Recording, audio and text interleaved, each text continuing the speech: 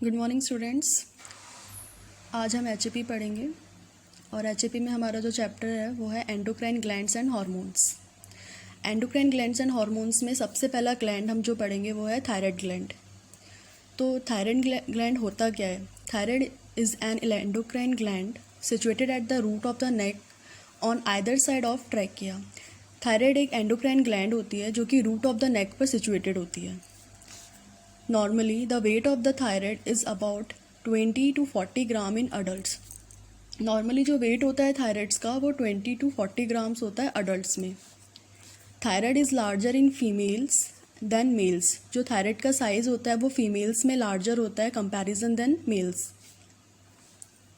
Thyroid gland starts functioning in the foetal life itself. Thyroid gland start functioning in the foetal life itself. Thyroid जो gland होती है उसकी जो functioning start होती है वो फीटल लाइफ के दौरान ही स्टार्ट हो जाती है। Thyroid gland secretes 3 hormones. जो थायराइड ग्लैंड होती है वो 3 हार्मोन सिक्रेट करती है, that is tetraiodothyronine T4, triiodothyronine T3 and calcitonin.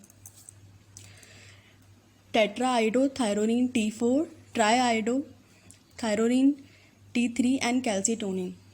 इसमें जो T4 है, T4 मतलब टेट्राआइडोथायरोनिन is otherwise known as thyroxine and it forms about 90% of total secretion। जो हमारा T4 है उसको हम थायरोक्सिन भी बोल सकते हैं और ये 90% ऑफ द सिक्रेशन करती है। फिर आता है हमारा functions of thyroid hormones. Thyroid hormones के क्या क्या फंक्शंस हैं? To increase the overall metabolic rate in the body के अंदर जितना भी मेटाबॉलिक रेट होता है उनको इंक्रीज करने का काम होता है थायराइड हार्मोन्स का। To stimulate growth in childrens के अंदर स्टिमुलेट ग्रोथ करना। तो सबसे पहले हमारा हार्मोन है T4 डैट इज थायरोक्सिन। तो हम वो पढ़ेंगे।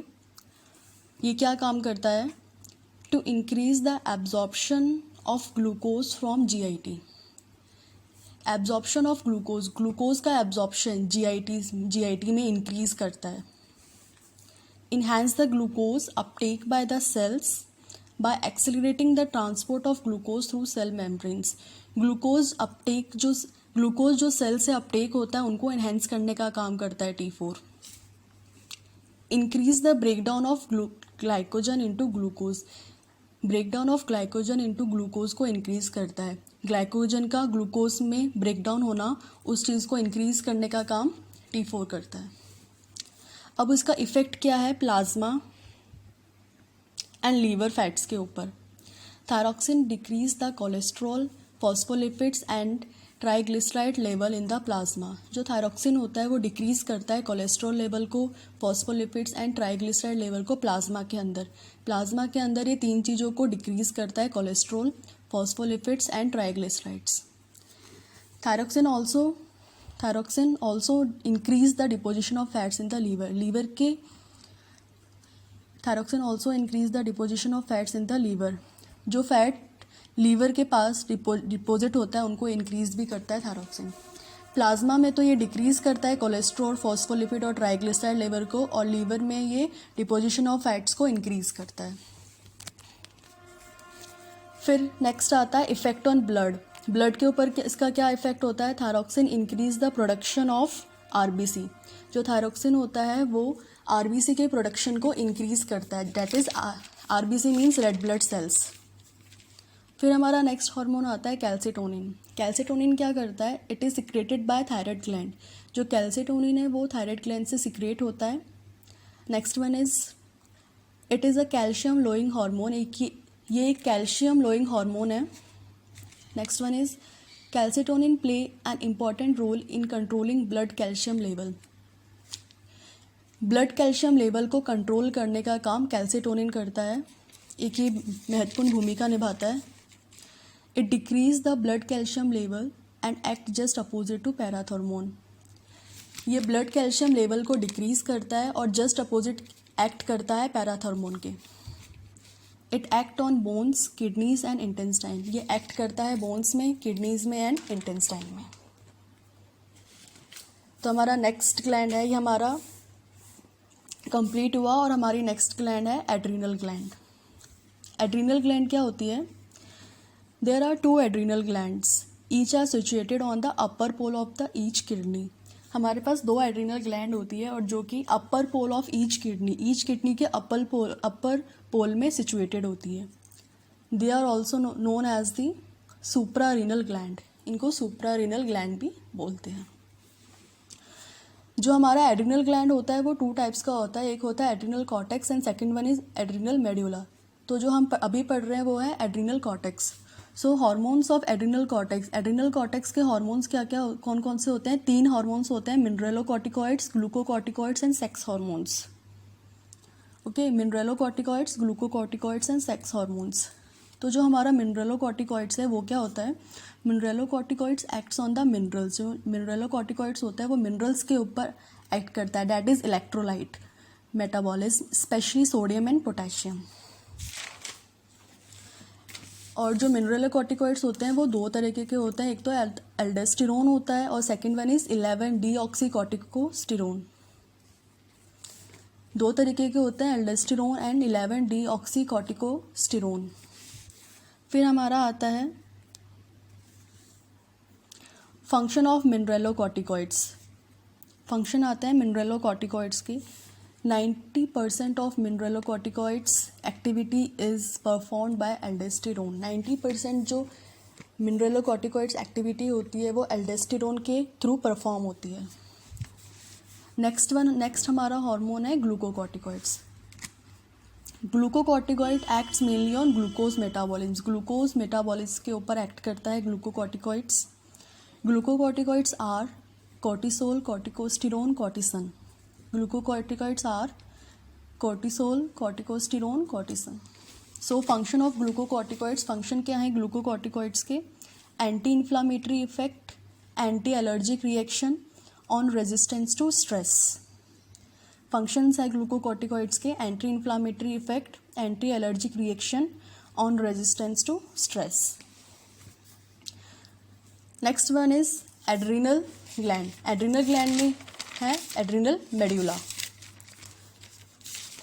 इसमें क्या है? Inner part of the adrenal gland is known as adrenal medulla. जो एड्रिनल ग्लैंड का इनर पार्ट होता है उसको बोलते हैं adrenal medulla, and it forms 20% mass of the adrenal gland.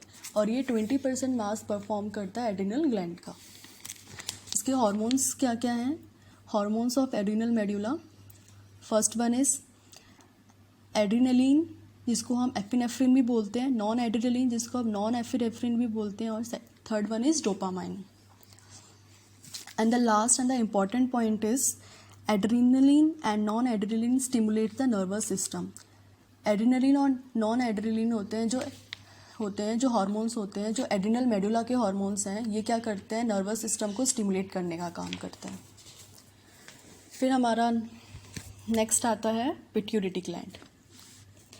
Pituitary gland होती है हमारी 2 टाइप्स की, दैट इज एंटेरियर पिट्यूटरी और पोस्टीरियर पिट्यूटरी। एंटेरियर पिट्यूटरी में हमारे कौन कौन से हार्मोन्स आते हैं? Growth hormone, thyroid stimulating hormone, adrenocorticotropic hormone, follicle stimulating hormone, luteinizing hormone, prolactin. और पोस्टीरियर पिट्यूटरी में हमारा आता है एंटी डायरेटिक हार्मोन और ऑक्सीटोसिन।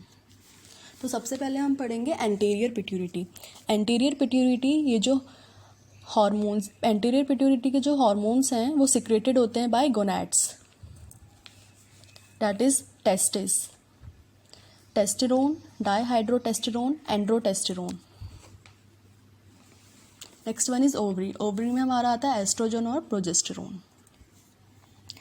हाँ, अब हम एंटीरियर पिट्यूटरी का फर्स्ट हार्मोन पढ़ेंगे, डेट इज ग्रोथ हार्मोन्स। इसको हम GH शॉर्ट फॉर्म में GH भी लिख सकते हैं। Growth hormone is responsible for the growth of almost all tissue of the body which are capable of growing. जितनी भी टिश्यू है हमारी बॉडी में, उनको ग्रोथ करने का काम ग्रोथ हार्मोन का होता है। It increase the size and number of cells. वो साइज में भी इंक्रीज करती है, नंबर ऑफ सेल्स में भी। Growth hormone also cause specific differentiation of certain types of cells like bone cells and muscle cells. Growth hormones क्या करती है? ये specific differentiation करती है अलग अलग टाइप्स की सेल्स में, जैसे कि bone cells and muscle cells. Thus, growth hormone is responsible for general growth of the body. जो ग्रोथ हार्मोन है वो general growth of the body के लिए रिस्पॉन्सिबल है। Growth hormone also act on metabolism of all 3 major types of food stuff in the body. जो 3 major types के food stuff होते हैं बॉडी के अंदर,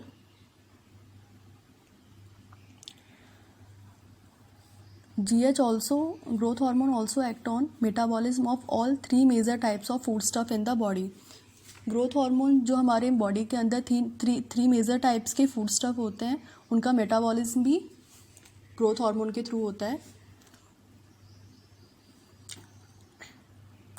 on metabolism, growth hormone increase the synthesis of protein, mobilization of lipids, conversion of carbohydrates, and last one is on protein metabolism। Next one आता है हमारा posterior पिट्यूरिटी। Posterior पिट्यूरिटी के hormones कौन कौन से होते हैं? First one is anti diuretic hormones ADH and second one is oxytocin. तो हम इसमें पढ़ेंगे first point, the posterior pituitary does not secrete any hormone. जो पोस्टेरियर पिट्यूरिटी होता है वो एक भी हार्मोन सिक्रेट नहीं करती है। एंटी डायरेटिक हार्मोन्स जिसको हम शॉर्ट फॉर्म में ADH लिखेंगे and oxytocin are synthesized by the hypothalamus. ये ADH एंड ऑक्सीटोसिन जो हार्मोन्स होते हैं ये सिंथेसाइज होते हैं हाइपोथैलेमस में से। From hypothalamus these 2 hormones are transported to the posterior pituitary. Hypothalamus में से ये 2 हार्मोन्स होते हैं ये ट्रांसपोर्ट होते हैं पोस्टेरियर पिट्यूरिटी में थ्रू नर्व फाइबर के through and stored in posterior पिट्यूरिटी।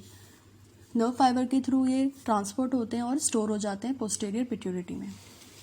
तो इसका जो हम पहला हार्मोन है एंटी डायरेटिक हार्मोन वो पढ़ेंगे अब ADH। ADH is secreted from the hypothalamus. ADH hypothalamus से सिक्रेटेड होता है and transport to posterior pituitary where it is stored, और ट्रांसपोर्ट हो जाता है पोस्टेरियर पिट्यूरिटी में जहाँ पर इसको स्टोर किया जाता है। The main function of ADH is retention by water bye acting on kidney. जो मेन फंक्शन होता है वो ADH का is retention of water bye acting on kidney. Last point है इसका, it increase the water reabsorption from distal convoluted tubule. ये increase करता है वाटर रीएब्जॉर्प्शन को from distal convoluted tubules and collected duct in the kidney.